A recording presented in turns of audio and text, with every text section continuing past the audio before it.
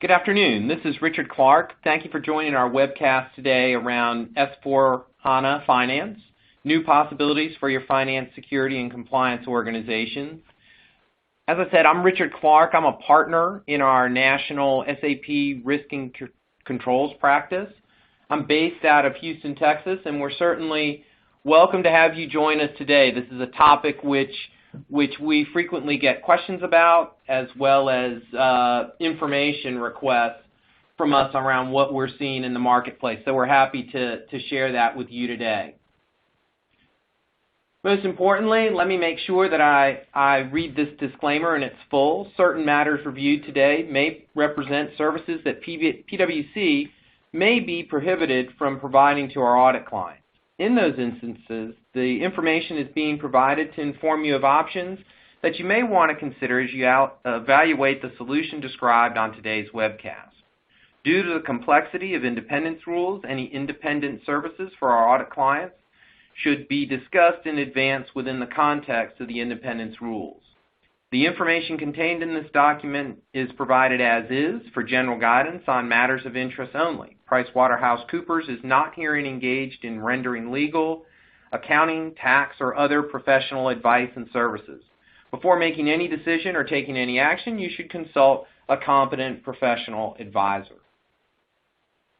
So with that out of the way, let me make sure that I also cover some particular administrative matters to make sure that you're able to view this webcast well as to make sure that you get your CPE credit. So certainly would recommend that you close all your other applications. Use headphones. That certainly enhances the quality of the sound. Enlarge our slides. You can certainly download today's presentation by clicking on the Resources widget. We will, during the course of the webcast, be monitoring for questions that come into us, and then as I get those, we'll go ahead and field those questions to the various presenters. So at the beginning, we have one of our polling questions. It's already set, but for others during other polling questions, we like to utilize those questions that are coming in from you, our audience, to ask to the presenters. And then certainly if you experience any technical difficulties during the polling sessions, use the Q&A window and include the poll number. In terms of CPE credit, you've certainly got to attend during the entire program and respond to all the polling questions, and you'll be prompted to do so. The poll will appear with a chime and be available for about 2 minutes, and then you need to complete the course evaluation at the end of the program, and then you click the CPE purple icon to actually be able to see and generate that certificate for you. If you're in a group, you can certainly still request CPE. Select the number of co-viewers and then click Submit. And then you'll have to enter the group information as well. If you're not logged in, well then certainly you can't receive CPE credit, and so certainly stay on with us throughout the presentation. So with those administrative issues out of the way, let me introduce your speakers today. We have Jill Pavlus, Kyle Lindquist, and Nate Cummins. And so Jill, she's a director with our PwC's SAP Risk and Controls practice. She's based in Houston and has been with the firm for more than 12 years, providing assurance and consulting services to the firm's SAP's clients. Jill specializes in SAP controls integration projects with a focus on the record to report cycle. Kyle is a director with our PwC SAP Finance Transformation practice. He's based in Chicago and has been with the firm for more than 11 years, providing clients business and financial transformation services. Kyle specializes in SAP financials and also has an end-to-end solution experience with other SAP modules and business processes. And Nate is a director with our SAP Security and GRC Access Controls practice. He's based in Chicago as well and has been with the firm for more than 11 years, providing SAP security, GRC access controls, and identity management solutions. Most recently, Nate has led PwC's HANA security capabilities.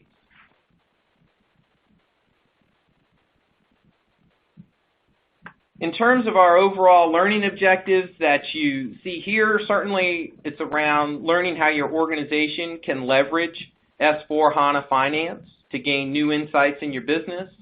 We're going to look to provide you an overview of S4 HANA Finance functionality and business drivers, as well as the potential security changes and impact to security controls. And then what are some of those control risks that are introduced as part of the migration to S4 HANA? So with that, let's go to our first polling question. This will help give us some information on you and your organization. So how is your organization using HANA today? So you've got some options there if you want to take a minute or so to give your answer, and then we'll look to push those results. And Kyle, I know we start the next section where we're going to talk about trends in finance, but maybe I know that there's going to be a variety of terms that get utilized, but maybe you could just kind of give us an introduction in terms of the difference between what's called simple finance and then what is S4 HANA Finance.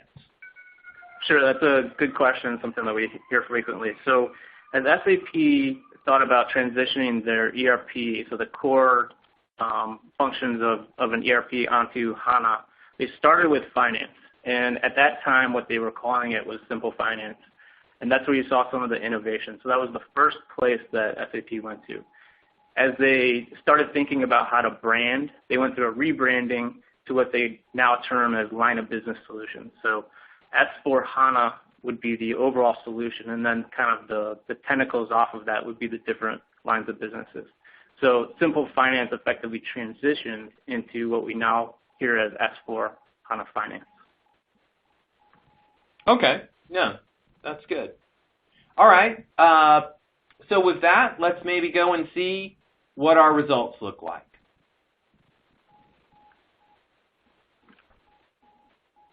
So in terms of our results, as I push those, it looks like a broad majority of our participants are not currently utilizing HANA today. So I think this webcast will be helpful to give you some good grounding there. So with that, Kyle, let me turn it over to you to talk about the trends in finance. All right. Okay, thanks, Richard. Before we jump into the SAP content, we wanted to highlight some of the finance trends that will bring some perspective to today's session. So in today's environment, high-performing finance organizations achieve a balance among three main characteristics. So business insights, so that's budgeting and forecasting, business analysis functions, transaction efficiency, so that'd be cost effectiveness and efficient processing, so think about back office functionality, and then compliance and controls. So that's your typical risk management functions, transparency, and accountability. Many clients are skewed towards compliance and control, especially in the finance area, and for a variety of reasons. And one of those reasons is, in some cases, due to inefficiencies in use of technology. The overall trend is to make finance a true business partner with an emphasis on increasing that business insight, so being able to stand up the triangle, if you will.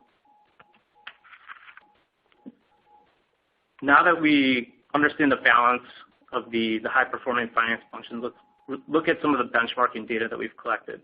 So based on the benchmarking data, the high-performing finance organizations are able to increase the efficiency of their operations and operate at a lower total cost of operations. There's several different highlights from the benchmark study that we've done on the slide, but let's take a look at some of them from what we would consider a typical performer. So this would be where people are in the median. So there's a large reliance on manual spreadsheets, limited use of standard data taxonomy. They operate at a much higher cost.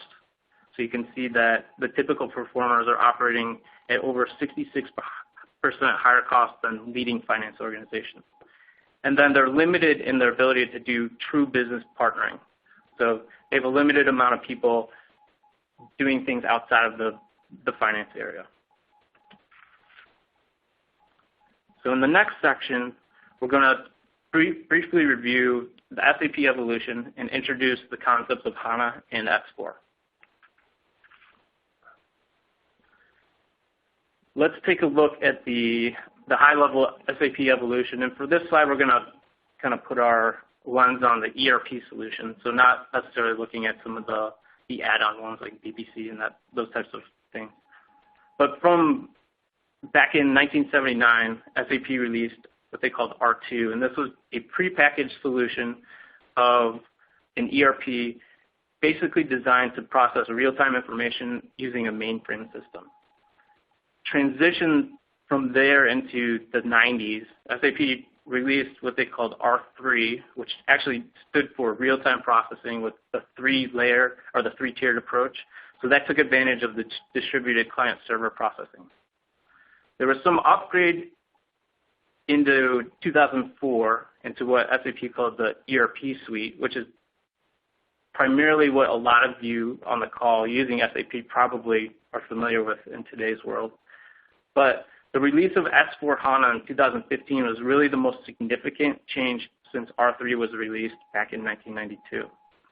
Some of the real things that stick out here is you have in-memory processing, so you have a vast increase in performance. And this is really the future innovation platform that SAP is using to put all of their products on. And this is where you see a strong re-platforming of their ERP solution.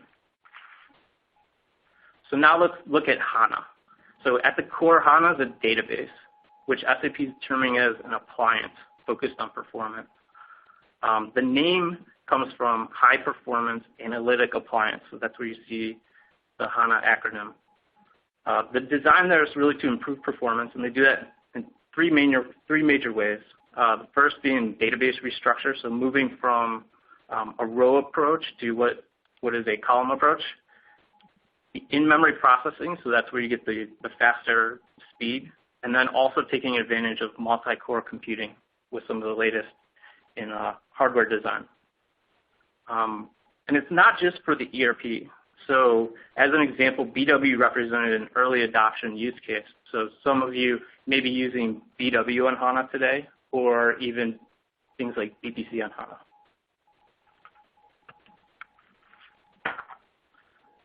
So now let's look at S4 HANA. So the name for S4 HANA actually comes from SAP Business Suite for SAP HANA. So that's actually taking your ERP and putting it on HANA. Now, one of the important distinctions here is that S4 HANA represents the database on HANA. However, it's also an application that's been optimized to use that. So if you hear the term suite on HANA, that's actually just changing out the database and running SAP on HANA. You're going to have limited application enhancement. Where you really see the real benefit and the drive is when you install the new software on top of that. So some of the key elements that we see in this software, the elimination of data redundancy, streamlined business processes, so the ability to introduce some new added features. One of the very popular things that people notice right away is a new user interface with Fiori. So that gives me a tile-based approach, HTML5 layout, ability to put that on mobile and access some of that in real time. And then there's some different deployment approaches that we'll talk about on the next slide. So there's two main deployment options for S4 HANA, one being on-premise and the other one being cloud. This slide has a high-level summary. The benefits and business reasons will vary among different organizations, so there's not necessarily one that is better than the other. So facts and circumstances at individual companies will lend them to favor one versus the other. But if you kind of look at this at a high level, from an application standpoint, the on-premise application is very similar to what is experienced today. It's an application hosted locally by your organization, so maintained in a similar way that non-HANA versions are today. Versus the cloud edition, this is going to exist on SAP servers and be maintained by SAP. From an upgrade standpoint, SAP is calling these innovation packages or innovation cycles. The on-premise will have a yearly package, and that will be released by SAP but installed locally by whoever's maintaining your particular installation. The cloud edition is going to have quarterly innovation, and that's going to be released and maintained and installed by SAP. And if you think about it from a broad perspective, the ideal enterprise that for an on-premise version may be somebody that has a need for a high degree of flexibility with their design, or they have well-established business processes, not looking to change those. Versus the cloud edition would be ideal for enterprises that can adopt a more standardized approach. So you're going to have limited ability to fully customize the solution. And then just a note, there are some hybrid approaches as well, so look into those. So now that we have a feel for HANA and S4, let's move to an overview of some of the S4 finance functionality. So if we think back to our high-performing finance organization, the S4 HANA finance solution helps optimize the technology component in a couple of ways. So there's a simplified data structure. So with that, I'm going to reduce the need to do a lot of reconciliation. So if we're reconciling FI and CO today, that has been streamlined. There's an improved user interface. So I have real-time data, which I have not been able to get in this fashion before. Also the ability to incorporate that on mobile devices. There's improved performance, so I can get faster, in some cases better analytical information based on the simplified data structure and the fact that I'm operating in memory. And then finally, there's a combination of different finance functions into a single solution. So I can do more within a single appliance or a single application, which I have not been able to historically do without transferring data from one place to another.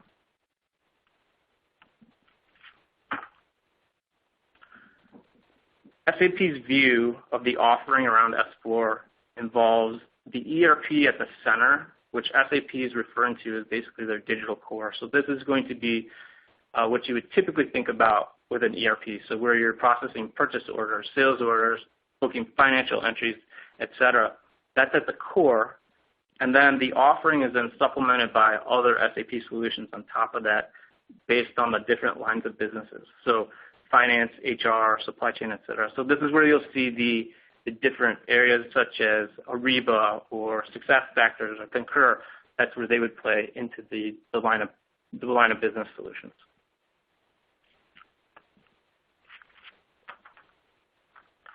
There's been a number of improvements to the SAP Finance solution with the move to S4 HANA Finance. But the goal is really to streamline the boundaries between the planning functions, transactional activities, and analytical systems. So bringing those together. So there's really 5 key elements that SAP is focused on at this point in time. So from an FP&A standpoint, being able to accelerate the planning functions. As an example, you could have planning data real time in BPC without having the need to do replication. And just to kind of highlight a couple of these, the collaborative financial operations, I can respond to the market dynamics in a more speedily way. There's opportunities there through things like SAP receivables management, using some of the Fiori applications to streamline how to collect cash and improve working capital management. And then also if we look at accounting and financial controls, or accounting and financial close, I can streamline the close process, reduce the workload, and really to think about that through something called Universal Journal. And that is really a light bulb that goes out for a lot of finance people when they start looking at S4 HANA Finance. It's the ability to have one single source of the truth. And to stick with the last topic on Universal Journal, we're going to take a little bit of a view into what this looks like from an innovation standpoint of the SAP code block.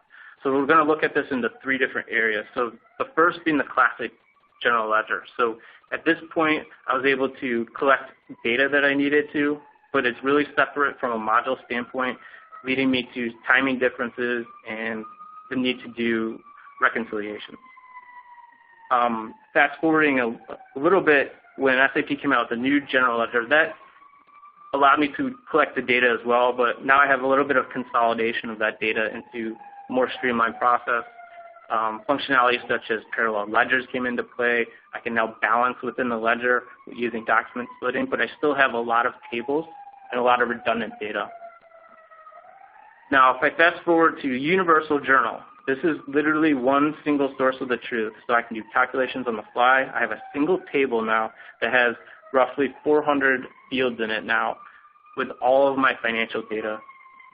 This has completely eliminated the need to do reconciliations among the different financial modules and even some of the different connected modules such as materials management. So at this point, I'm going to send it back to Richard for our next CPE question. No, thank you, Kyle. That was a good overview. Very good. Certainly, just to remind everybody, as I see some questions coming in, that you are able to download the slides. We do have this polling question: what is preventing your organization from realizing a HANA transition? And with 66% about saying that you hadn't necessarily gone to HANA yet, this should be interesting results. Maybe during the interim, as I've looked through some of the questions coming in from the audience and trying to combine some of them, I guess, Kyle, let me ask you this. How would one upgrade to S4 HANA from an existing installation? Understanding that facts and circumstances can be different, and I'm seeing a couple of those different facts and circumstances, but just what's at least a general approach? Yeah, so, and I'll keep it to ERP for this discussion, but basically you're going to look at kind of, I would say, two major components. There's the database changeover, so that would be installing the HANA database. And then on top of that, you would need to install the application that actually takes advantage of that. And I think we had a slide that introduced that, but the real bells and whistles start going off and you start getting some of the benefit from things like Universal Journal as you install the software that really takes advantage of HANA. So those would be the two major things from an ERP standpoint. Excellent. No, that's helpful. That's helpful. So let's look at the overall results that we have.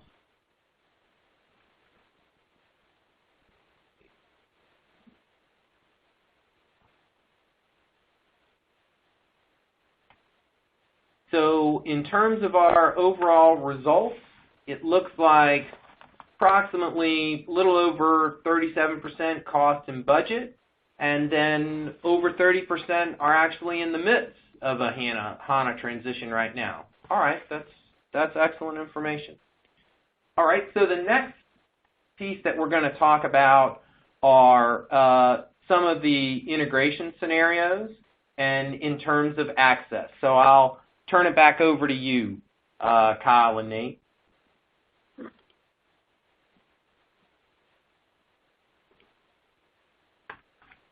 Yep, thanks, Richard. So this is Nate Cummins. Kyle has just provided us a great introduction to S4 HANA and the opportunities it presents for the finance organization.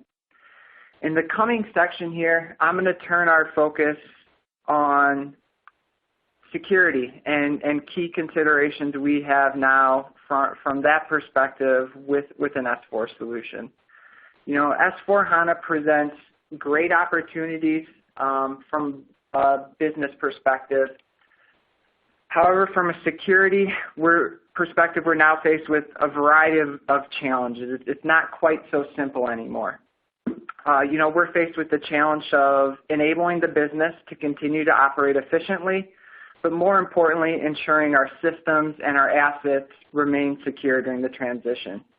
In the coming slides, we're going to look at this from the angle of, first, who needs access and where on the S4 application, and then a slight deep dive into security at the interface layer, the application layer, and the database layer. This first slide here primary key concept to take away is that security around traditional ECC or ERP functions is no longer limited to the application layer. So it's no longer just an ECC role. Users will need access to both the Fiori interface as well as the back-end database in many cases. We're going to step through a couple examples here to highlight this. The first question I generally get with S4 security is, are transaction codes going away? The short answer to that is no, they're not. S4 is still an ABAP system. Your traditional security concepts apply with SU01 user IDs, PSCG security roles. If we look at an example of posting a journal entry with a transaction code like FB50, this works more or less how it always has in the S4 world. So user has access to that transaction code and the underlying authorization objects needed to post the journal entry. When they post the journal entry, it kind of happens behind the scenes in terms of the transfer to the database. So really a user is just logging into the GUI, doing what they've always done. No major change from this basic scenario. Things start to get a little more complex once we introduce Fiori into the mix. So there's two major types of Fiori apps. First, a transactional app that deals with processing or posting data, which we'll look at first. And then analytic or fact sheet Fiori apps, which are more about consuming data in a dashboard type format. The first thing you'll notice with this second example is that a new system has come into the mix. So we see on the screen there the SAP Netweaver gateway system. This is an ABAP system that for simple purposes handles communication between the Fiori interface client and the backend S4 system or the HANA database directly. This gateway system is an ABAP-based system, so it also uses SU01 user IDs, PFCG roles. The major difference is the roles that we're providing on the gateway provide access to the Fiori Launchpad. The Fiori Launchpad is simply where a user goes to launch their Fiori apps. You'll hear the term app. You'll also hear the term tile with Fiori. It's essentially, you could almost think of it as equatable to a T-code. So it's simply the new way a user is accessing information. The Fiori Launchpad is highly customizable, so you can really customize the look and feel and how a user interfaces with the SAP systems. It's a great opportunity for a security organization to add a bit of extra value to the end users there by making SAP easier to work with and more intuitive. It's also cross-system, so on your Fiori Launchpad you can have tiles that equate to S4 functionality, HR functionality, even something like GRC functionality. You'll notice if, in this example on the slide, an individual using a journal entry posting app, if we kind of follow that line through, so they have access on the gateway and they post the app, that document actually posts through the backend S4 system. So on the S4 system, the user will also need access to the traditional journal entry posting authorization objects.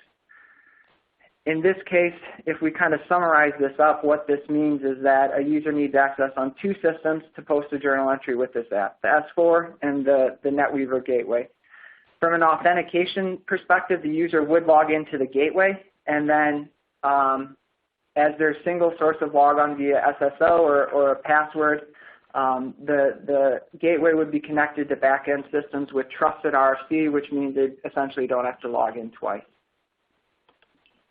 If we look at that second type of Fiori app, so our analytical app, very similar from the gateway perspective in that a user needs access to their Fiori Launchpad on the gateway. The major difference is in this case, the app is talking directly to the back-end HANA database.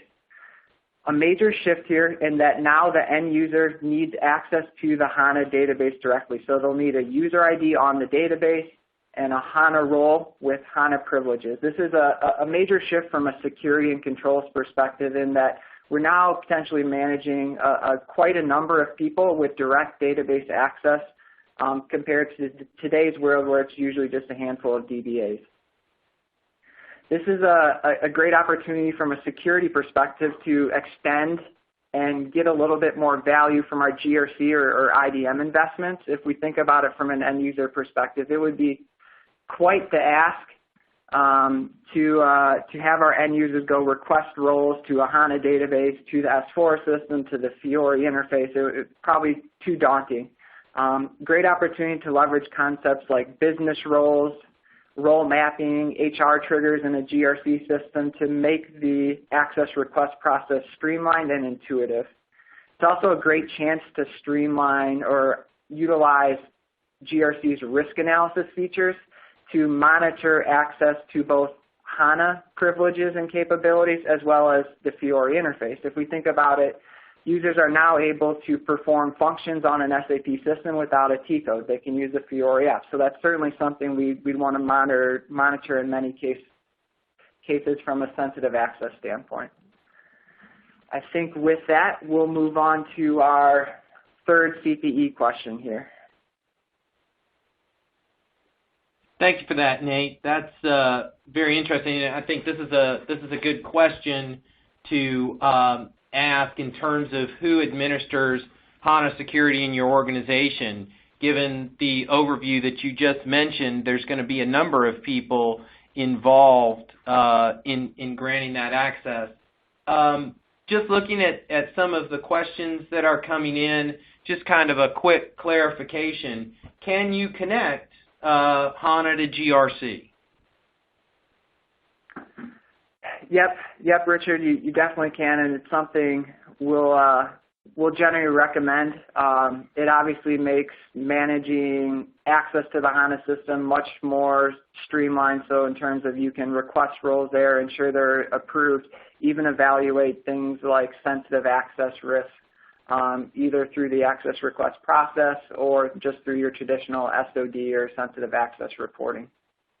Okay, excellent. And then, there's been a couple questions coming in around new transaction codes that you've mentioned, and I know in the next part we're going to discuss some of those new transaction codes, but certainly new ones have been introduced.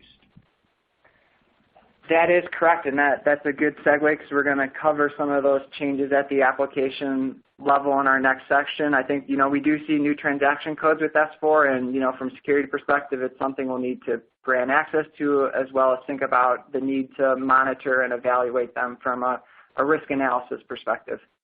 Okay. Well, thank you. All right, so before we begin that next section, let's go ahead and see our results.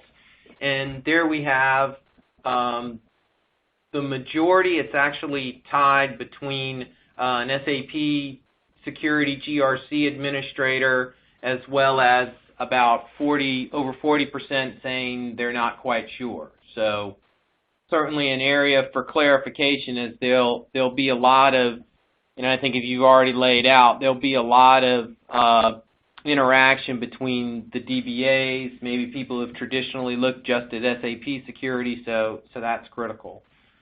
So with that, on to your next section. All righty. Thank you again, Richard. So here we're going to start I hesitate to call it a deep dive, but we're going to take a look at security changes and impacts specific to the application layer. So when you upgrade your ECC system to S4, what are some of the changes to consider from a security perspective? As we just had the question come in, one of the first things you'll likely notice are there are a whole series of new transaction codes introduced with S4 HANA. A lot of these can be easily identified. They end in H.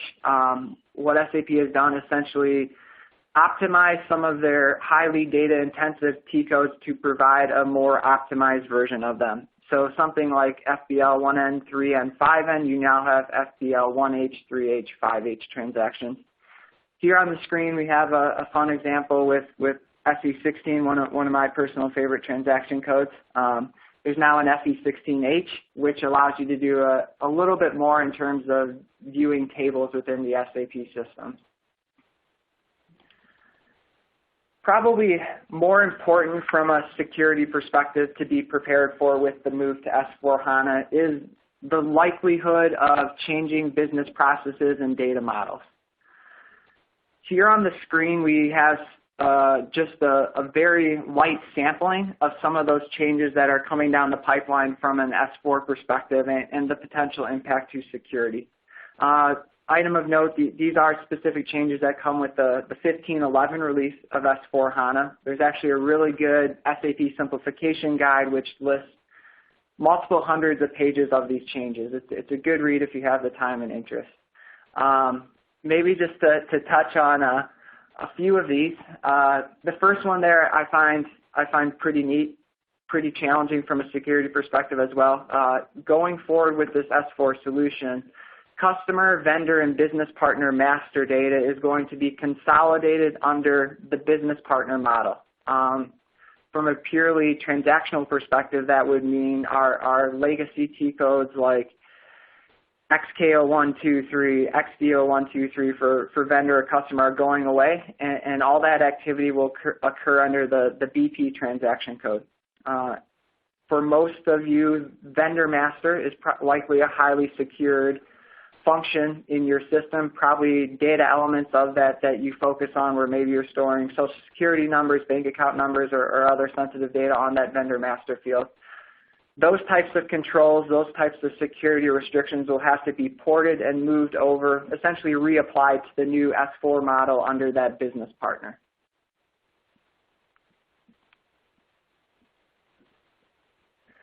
Okay, so that's a sampling of what we're experiencing at the application layer. The next couple of slides here, we're going to talk about some of the changes to the database layer. So as we discussed, we are going to be in a situation where more than just DBAs are going to be having access to the HANA database in the new world.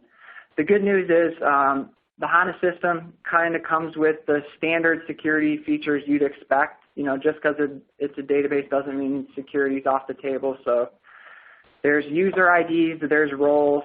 It has a lot of the standard security tools for things like audit logging, tracing, scripting, etc. With HANA, the access is really managed around 5 privilege types, which we'll talk a little bit more about. Those privilege types are grouped into roles, and then those roles would be provisioned to users. So from a basic perspective, it works a lot like your traditional SAP security.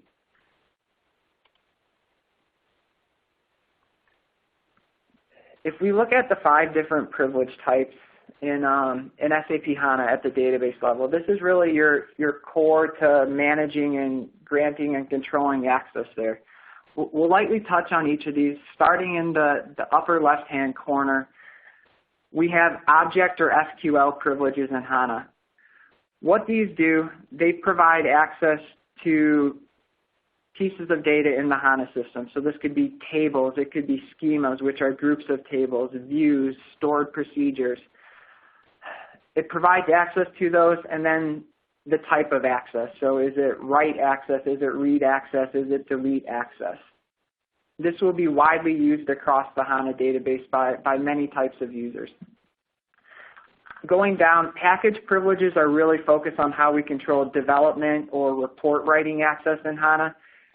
We simply, with these, grant access to a particular package, which you can almost equate to a transport grouping in like ECC. So a finance package, for example, giving the ability to develop finance reports. At the bottom are application privileges. These are how we grant access to XS applications. It stands for Extended Services. These are applications that connect directly to your HANA database. So this is where we would provide or control access to them. System privileges, these are for our administrators of the HANA tool. There's about 50 of them, 50 possibilities, simple yes-no switches, access to things like role administration, user administration, backup administration. Finally, the analytic privileges in the upper right-hand corner. This is very equatable to a BW analysis authorization. It's how we provide the role-level security for our reporting and data consumption out of HANA. So the ability to control a report by company code or sales org, something of that nature. If we kind of bring this together for what would an end user look like that had access to a HANA database, they'd likely get a series of 3 or 4 of those different privilege types. In this example, we have an end user who's connecting to our HANA database via the Access engine with a Fiori app or maybe a homegrown reporting app. In that case, they need that application privilege to connect to the database. What they have access to read from the database would be controlled then by the object privilege, so kind of that gray background that gives them access to the table or the set of tables they're allowed to read from. We would then use our analytic privileges to provide that fine-grained control if there was a requirement around it. So in this case, we want to restrict our particular set of reports by company code. That's where we'd use our analytic privilege to achieve that. You know, one item of note, we get a lot of questions about sensitive data on the HANA system and how to control that in reports. From a reporting perspective, there's definitely a blend there between how security is developed and how reports are developed. So we don't have the ability from a security perspective to hide a field or anything like that. If we wanted to restrict pricing in this example, in that third column, we would actually do that via report development. So it simply would not be included on the reports we were handing out access to. To close the loop here on database security, you know, we've talked a lot about privileges. You know, I don't want to lose sight of I'd say cybersecurity considerations. So HANA is still a relatively new and evolving database technology, and there's much more from a security perspective that we need to consider, from encryption of the system, patching, password policy, and things of that nature to really ensure we have controlled and secure assets on that HANA database. Alrighty, so Richard, I think at this point I'm going to hand it back to you for our next. Thanks, Nate. Thank you very much. So let's take a look at our next polling question. Is there, true or false, a controls impact with a move to S4 Hana? So it's a true or false. Jill, I know that we're going to kind of start talking about the controls impact next. We have a question come in around which may be a scenario that a number of our listeners are dealing with. They've recently migrated to HANA at the database layer, and their question is, do they need to capture any net new IT general controls? Yeah, that's a great question. I saw that came in from several of our listeners out there. We're actually going to get into some specifics about what those impacts look like, but the short answer is yes. You may be able to leverage some of your existing database layer controls and extend those to the HANA functionality, but it is generally expected that there's going to be an impact and really specific to the maintenance and development activities performed at the HANA database layer. So if we're talking from a domain perspective, access to programs and data and program changes are really the two impacted domains where we would expect to see some net new or at least revised IT general controls. Okay, now that's helpful. So let's see what our audience thinks. So in terms of the results, I think, let me see, most had it where there was a sense over 70% of where it was false. So, you know, they certainly understand that there will be a controls impact, and maybe we'll go on to that next section next, Jill, for you to talk about. Yep, that sounds great, and thanks, Richard. Generally, in summary, if you're going to migrate to S4, that would be considered as a financially significant change, meaning it would be in the scope for program development controls. It would be in the scope of the audit, as that's going to be your key financial transaction and processing system, and also that there would be a controls impact associated with that migration.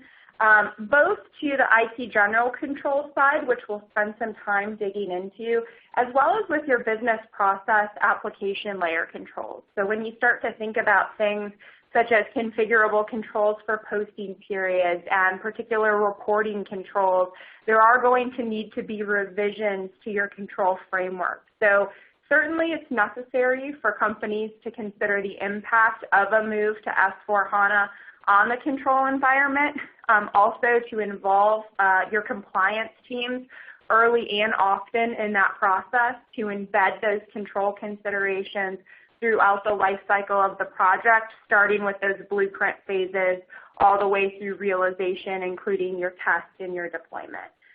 So with that background, let's talk specifically about some IT general control impacts.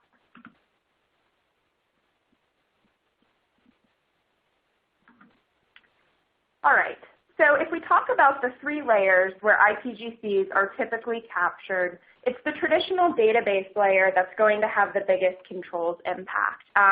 In the historical SAP architecture, the risk at the database layer has been really limited to those DBAs, as Nate mentioned earlier.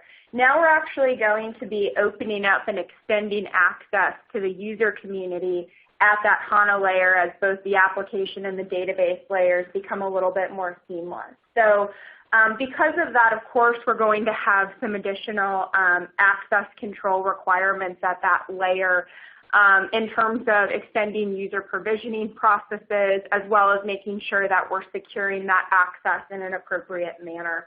As Nate mentioned also, we do have the ability to connect the HANA database layer to GRC, which is certainly something that we recommend that our clients do, both for provisioning as well as to monitor some of that sensitive access at the database layer. If we move on and talk specifically about some impacts within the access to programs and data domain, listed here we have some of those considerations. To point out a few, as we mentioned earlier, certainly the user provisioning process needs to be extended to include that provisioning at the HANA level outside of just your traditional DBAs. In addition, similar to ECC, HANA does come delivered with some of those default accounts. So for those of you in the ECC world today, right, we've got the SAP Star, we've got the DDIC accounts out there. Similar accounts exist at the system level at the HANA layer, and of course those need to be secured just like you would secure those in ECC, resetting the default delivered passwords, limiting access, etc. If we move on to the program change domain, unlike the traditional ECC layer where you can actually lock the production client through SEC4 and lock it for direct changes, that similar functionality actually doesn't exist in the HANA layer. So the way to secure that is actually through your security provisioning in terms of not allowing users to actually have that direct access to do any program changes at the HANA level. For those of you internal auditors out there, certainly HANA is something that becomes an in-scope layer from an IT general controls perspective. And so you'd expect to see a set of key controls in place around that HANA database layer that would cover your typical domains, right? Your access to programs and data, your program changes, your computer ops, and your program development. We also would like to make sure in this space that when we think about a company's change management policies and procedures, that those get extended to cover the HANA database level as well. So just like when you would change a report or change some code in your ECC environment, same holds true for HANA, that we'd expect to see that go through a controlled change management process from development into QA and finally promoted to the production environment. Real quick, if we move on to the computer operations domain, this layer is going to be not significantly impacted here, but it is important to note that both the backup and the disaster recovery processes need to be updated to account for that transition to S4 HANA. So making sure that you've got that in your backup stack, making sure that any disaster recovery or associated business continuity procedures get updated both from the S4 application layer as well as the HANA database layer.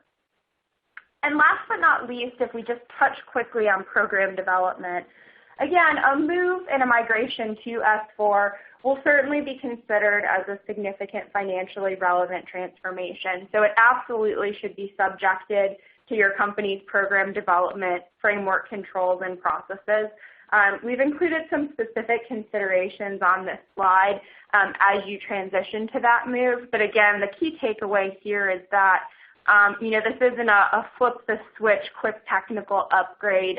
Certainly this is considered a transformation program, and it would be subjected to those program development controls. With our remaining time, I want to get into the application control layer impact. And as I mentioned before, I think you can move those into a few different buckets when you're talking about your traditional automated or configurable controls and your reporting controls, as well as if you are a user of the GRC application today, we'll talk about some of the impacts that this migration would have there.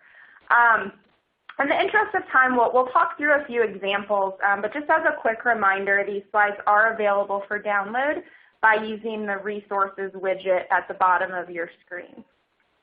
As Nate mentioned earlier, there are some new HANA optimized transaction codes. Those do conveniently end in an H, so you're able to identify those. But those are introduced with a migration to S4, so those need to be assessed in conjunction with several different things in the environment. So for example, if you're using SAP journal entry workflow today and you've got that extended to your SB50 transaction code and you're going to use the new HANA optimized transaction code, you would need to actually update your workflow configuration for the new triggering event with the HANA optimized transaction code.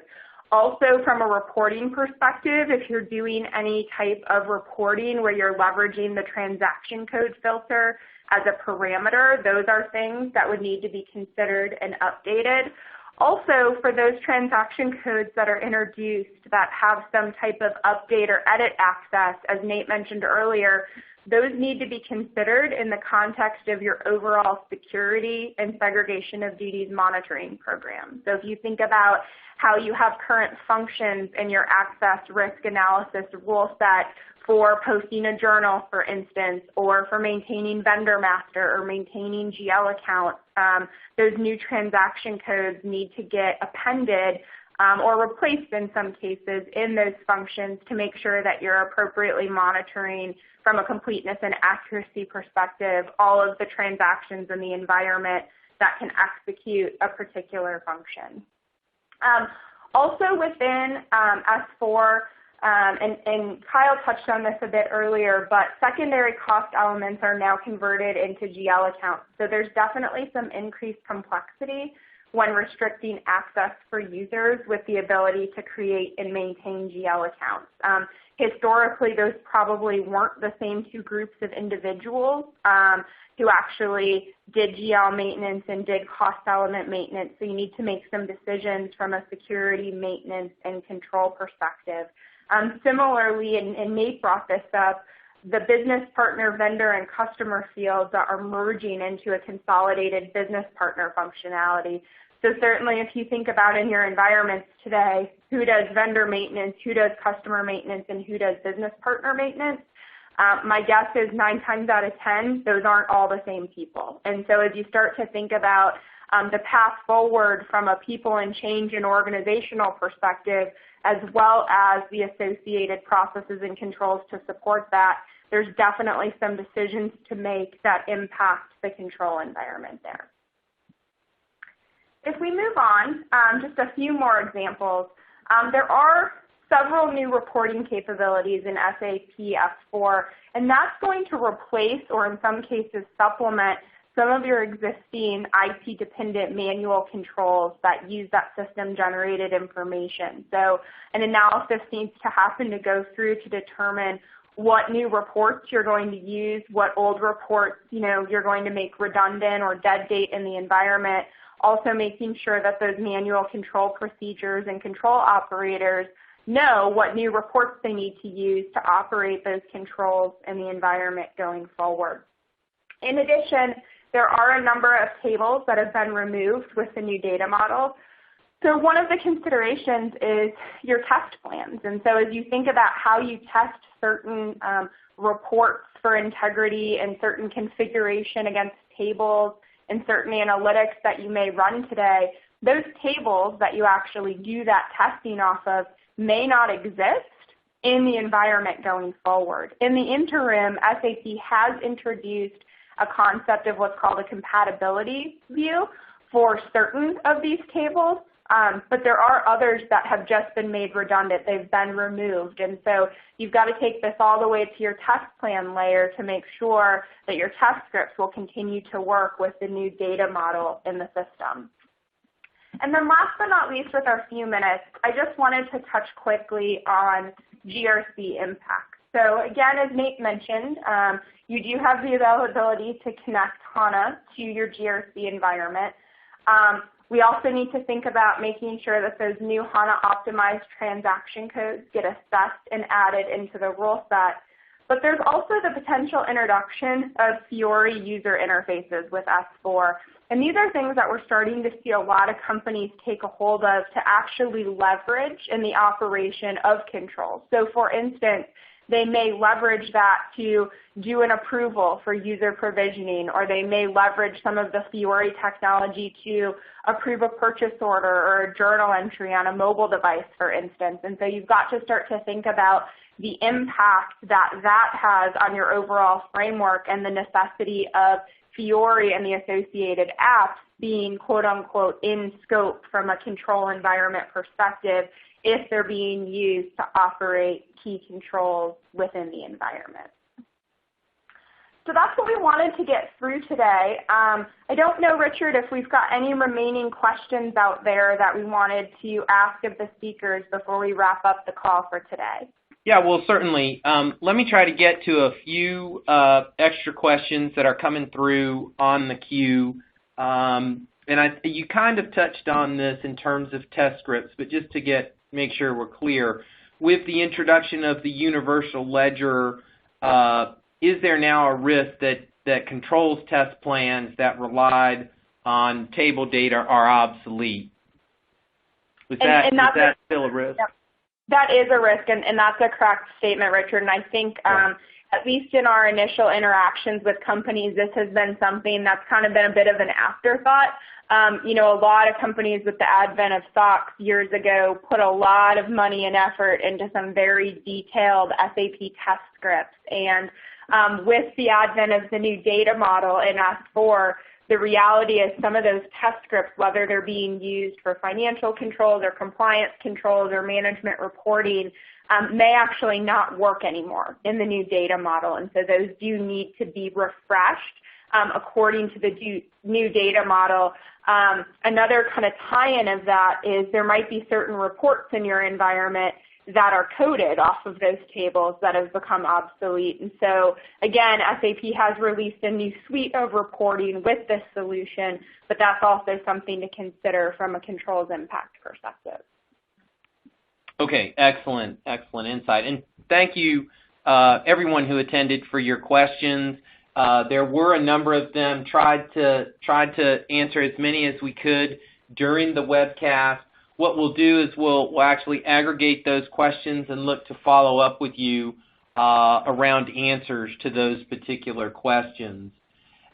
Certainly, in terms of your CPE credit, make sure that you complete your survey and then download and print your survey at the end, your CPE certificate at the conclusion of this webcast. And thank you for your time. We've also provided the names and contact information for Jill, Nate, and Kyle. And so certainly follow up with them if you have any questions and need any further information. So with that, thank you for your time and attention today.